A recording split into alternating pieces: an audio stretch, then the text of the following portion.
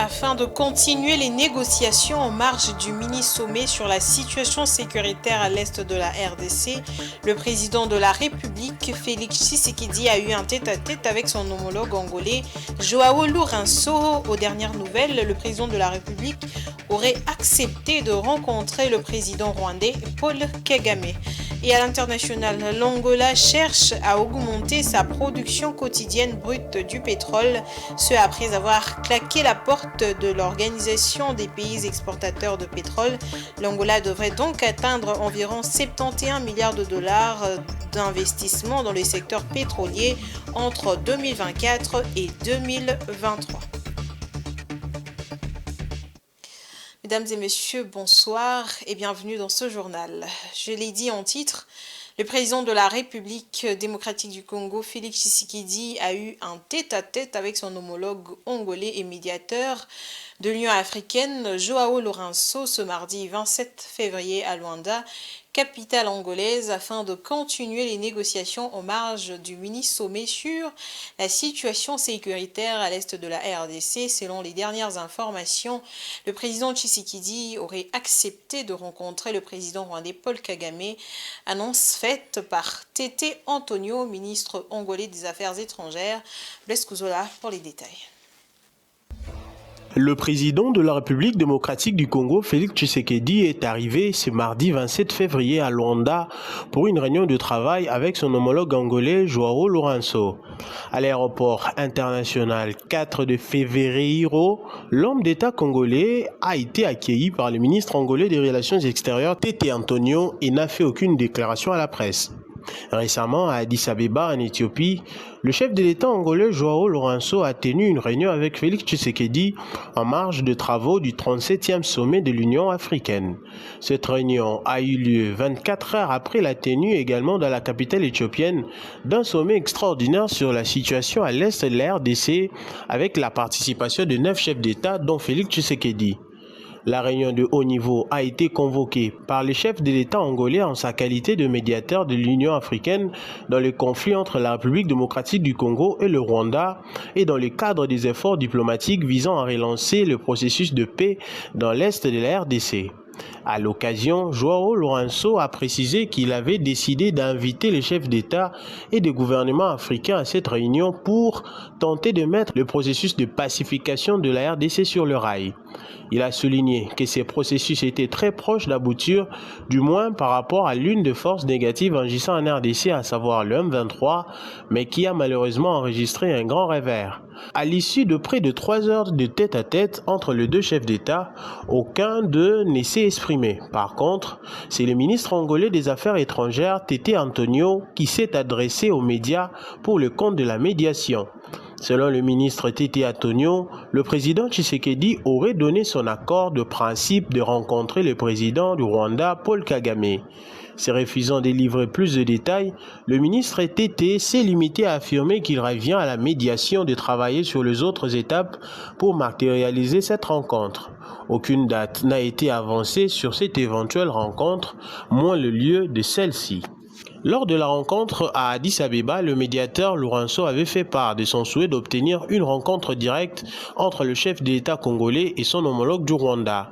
Félix Tshisekedi avait conditionné la tenue d'une telle rencontre par les retraits immédiats des troupes militaires d'IRDF du territoire congolais, la cessation des hostilités au front et les cantonnements de groupes terroristes du M23, expliquent les services de communication de la présidence de la RDC.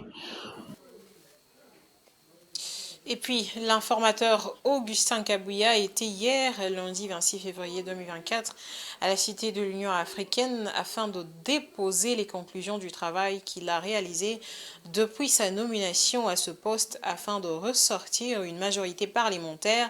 Après examen de ce rapport, le président de la République a décidé de reconduire la mission de l'informateur afin que ce dernier le complète par des éléments structurants qui faciliteront la conclusion d'un accord de gouvernement entre les membres de la coalition majoritaire. Suivez. Dans le but d'identifier une majorité parlementaire à l'Assemblée nationale pour la formation d'un nouveau gouvernement, l'informateur Augustin Kabouya est allé déposer le rapport issu des différentes consultations qu'il a eues avec les leaders des différents partis politiques. Après examen de ce rapport, le président de la République a décidé de reconduire la mission de l'informateur afin que ce dernier le complète par des éléments structurants qui faciliteront la conclusion d'un accord de gouvernement entre les membres de la coalition majoritaire. Le chef de l'État a parcouru mon rapport, il a vu ce que j'ai apporté comme résultat. Là-dedans, on parle aussi du nombre de députés que nous avons identifiés qui sont disponibles pour sa cause. Je pense que c'est ça l'essentiel. Nous avons atteint la majorité. Je peux aller plus loin sans faire trop de commentaires. C'est la première fois dans l'histoire de ce pays pour qu'un régime puisse atteindre ces chiffres-là. Le chef m'a demandé de continuer avec la mission. Il est le garant du bon fonctionnement des institutions. Il a trouvé que ce que j'ai fait était correct et surtout par rapport au timing. Voilà ce qu'il a demandé. Jusque-là, le contenu de ce rapport n'est pas encore connu. Augustin Kabouya a préféré ne rien laisser fuiter jusqu'à ce que le président de la République s'exprimera en premier quant à ce. Non, je ne peux pas dévoiler le contenu de ce rapport devant la presse. Comme vous le savez, c'est à peine que je viens de déposer les rapports. Si je dévoile le contenu, il y aura d'autres choses que son Excellence, Monsieur le Président de la République, peut apprendre à travers les médias. Là, c'est manque du respect à son autorité. Souffrez seulement que dans les jours à venir, vous serez fixé par rapport au contenu de mon rapport. L'informateur Augustin Kabouya sera donc attendu par le président de la République dans les prochains jours pour déposer les conclusions finales de son rapport, ce qui permettrait la formation du gouvernement tant attendu. Saké au Nord Kivu, à mesure que les affrontements s'intensifient, les populations fuient leur domicile. La violence est âpre. Saké, la localité à 25 km de Goma, se voit vidée de ses populations. Nous avons recueilli des témoignages des déplacés livrés à eux-mêmes. Ils exhortent les autorités à les aider à retrouver leur domicile pour échapper à la chape de plomb du M23. Je vous propose de suivre le témoignage d'un homme de 64 ans qui a fui sa localité. C'est une exclusivité de Géopolis Télévision. Mie ni mkimbizi ile juzi vita ilitupiga. Je suis un déplacé. C'est avant-hier que la guerre a empiré chez nous, mais c'est seulement hier que nous avons finalement fui notre domicile. Mais certains ont pu s'enfuir le même jour.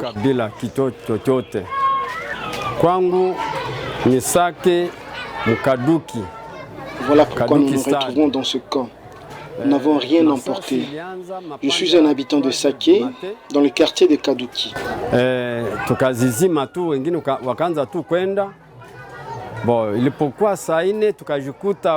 à 3 heures du matin que les balles ont commencé à crépiter.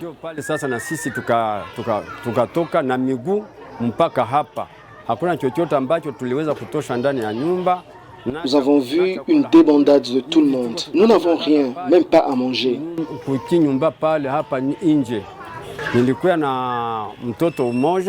Je me suis allongé là-bas. Je n'ai pu amener qu'un seul enfant, mais je suis père de 10 enfants plus ma femme. Je ne sais pas où se trouvent les 9 autres et leur mère.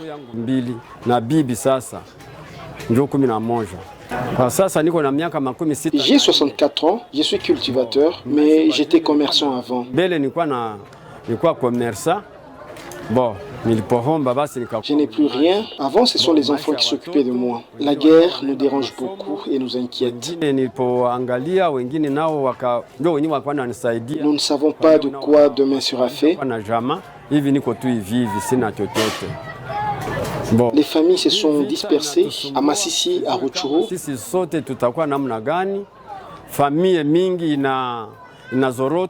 Nous ne savons plus ce que nous devons faire. Que les autorités nous aident à retrouver nos domiciles.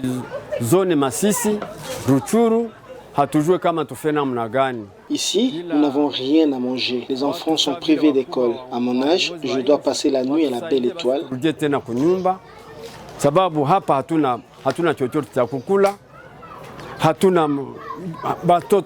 Exposé à la pluie. Mwanaume saa vile wa miaka 64 aanze tena kulala nje, mvua inanisumbua, watoto sijue kwenye wako na hivi sababu tu ni vila lakini je ne sais pas où se trouve ma famille. Ça c'est la mort. Hii ndio tu ya kwanza mimi nakimbia. Et c'est la première fois que j'ai fui mon village. Hiyo yenyewe natusumbua. Sijue kama tukue namna gani na kama batutie wapi. Mimi niko Malia Sake. Les rebelles du M23 nous dérangent beaucoup. Moi j'habite Sake depuis 21 ans. Nikauza parcelle Sake na hivi pale ndio kwenye mimi naishi. Miaka 21 ndio nimemaliza Sake. Et puis, démission spontanée de l'archevêque Dr Dodo Kamba à la tête de la confession religieuse Église de Réveil du Congo, ERC en sigle, quelques semaines après son rétablissement par la justice. Dans une correspondance à la ministre de la Justice et garde des Sceaux, l'homme de Dieu évoque des raisons personnelles qui l'ont poussé à prendre cette décision. En sport, le tout-puissant Mazembe a obtenu ce mardi 27 février l'autorisation de survol par l'aviation civile afin d'aller en Afrique du Sud pour préparer et jouer sa rencontre face au Mamelodi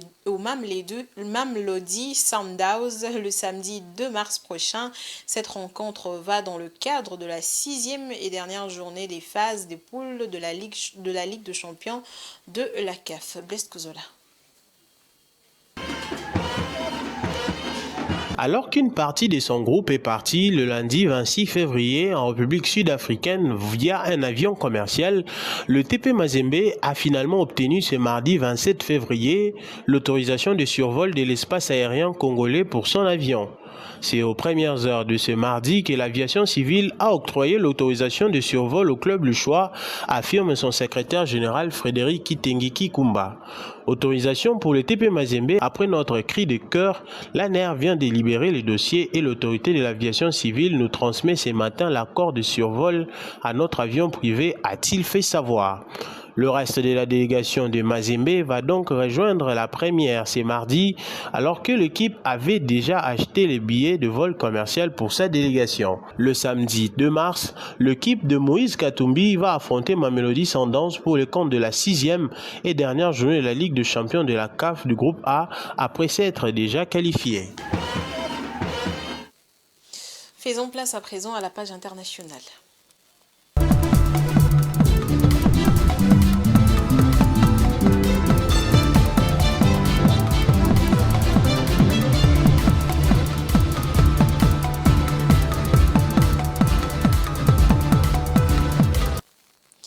Après avoir claqué la porte de l'Organisation des pays exportateurs de pétrole en décembre dernier, l'Angola cherche désormais à augmenter sa production quotidienne brute selon l'Agence nationale du pétrole, du gaz et des biocarburants. Les investissements dans le secteur pétrolier en Angola devraient atteindre environ 71 milliards de dollars entre 2014 et 2028 contre près de 50 milliards de dollars entre 2019 et 2023. Patience Lokeke. En Angola, des investissements de près de 50 milliards de dollars ont été enregistrés dans le secteur pétrolier au cours de 5 dernières années. Durant les 5 prochaines années, des investissements d'environ 71 milliards de dollars, soit 65,6 milliards d'euros, sont prévus, sans compter les investissements dans l'augmentation de la production des gisements existants. L'Angola produit actuellement 1,1 million de barils par jour, un chiffre qui aurait pu atteindre 1,2 million de barils de pétrole par jour s'il n'y avait pas de perte de production quotidienne de 90 000 barils de pétrole. En décembre dernier, l'Angola avait décidé de se retirer de l'organisation de pays exportateurs de pétrole sur le fond des désaccords avec le quota de production fixé par le cartel. L'OPEP avait établi un quota de 1,11 million de barils par jour pour l'Angola, alors que Luanda souhaitait atteindre un objectif de production de 1,18 million de barils par jour. Et selon son gouvernement, l'Algérie va augmenter ses capacités de production des hydrocarbures de 2% à l'horizon 2027. Le but est de conférer une nouvelle dynamique au domaine de la pétrochimie et ce dans le cadre de la concrétisation de son engagement à encourager la production et l'exportation de l'énergie. Pour y arriver, le pays d'Afrique du Nord compte poursuivre des investissements pour la découverte des nouveaux champs et l'amélioration des champs existants. Le Premier ministre Nadir Labaoui a indiqué le 24 février que l'Algérie poursuivra ses investissements pour la découverte de nouveaux champs et l'amélioration des champs existants. La déclaration a été faite par le chef du gouvernement à l'occasion du double anniversaire de la création de l'Union générale des travailleurs algériens et de la nationalisation des hydrocarbures. Ce plan d'investissement permettra, selon l'autorité, d'augmenter la production primaire d'hydrocarbures en Algérie de l'ordre de 2% annuellement durant la période allant de 2023 à 2027 pour atteindre environ 209 millions de tonnes équivalent pétrole à l'horizon 2027. L'économie de l'Algérie est entièrement dépendante des hydrocarbures. Aujourd'hui, on sait que les recettes algériennes sont à 90% composées d'hydrocarbures, de gaz et de pétrole. Et développer aujourd'hui des recherches sur d'autres gisements, effectivement, c'est de bon augure parce que le Sahara est vaste, parce qu'il y a de nombreuses possibilités, tant dans les champs de gaz et de pétrole que dans d'autres matières comme le fer ou l'or. L'année 2023 a été marquée par 10 nouvelles découvertes énergétiques en Algérie portant les réserves en place à 12 milliards de barils de pétrole, 4,5 trillions de mètres cubes de gaz naturel et 3,5 trillions de mètres cubes du gaz de schiste. D'après les autorités algériennes, le pays a réalisé une production primaire d'hydrocarbures de 194 millions de tonnes équivalent pétrole en 2023 avec une hausse de la production de gaz naturel à la faveur de la mise en production de nouveaux gisements alors que les exportations ont atteint 87 millions de tonnes équivalent pétrole, soit plus 3,5% par rapport à 2022 selon l'agence algérienne de presse. Ça restera assez permanent de rechercher des gisements afin de garantir et de consolider surtout cet apport de recettes, bien que le gouvernement algérien souhaite diversifier ses sources de revenus. Il n'en reste pas moins qu'aujourd'hui, les hydrocarbures restent la majeure ressource économique du pays. D'après le président de la République Abdelmadjid Tebboune, cette ambition vise à conférer une nouvelle dynamique au domaine de la pétrochimie et ce, dans le cadre de la concrétisation de son engagement à encourager la production et l'exportation de l'énergie à travers l'intensification de la production des énergies fossiles. C'était tout pour ce soir, mesdames et messieurs, mais avant, je vais vous rappeler les différents titres. Afin de continuer les négociations en marge du mini-sommet sur la situation sécuritaire à l'est de la RDC, le président de la République, Félix Tshisekedi, a eu un tête-à-tête avec son homologue congolais, Joao Lourenço. Aux dernières nouvelles, le président de la République aurait accepté la rencontre avec le président rwandais Paul Kagame. Et puis, l'Angola cherche à augmenter sa production quotidienne brute de pétrole, ce après avoir claqué la porte de l'Organisation des pays exportateurs de pétrole. L'Angola devrait donc atteindre environ 71 milliards de dollars d'investissement dans les secteurs pétroliers entre 2024 et 2028. C'est la fin de ce journal, mesdames et messieurs. Merci à vous de l'avoir suivi.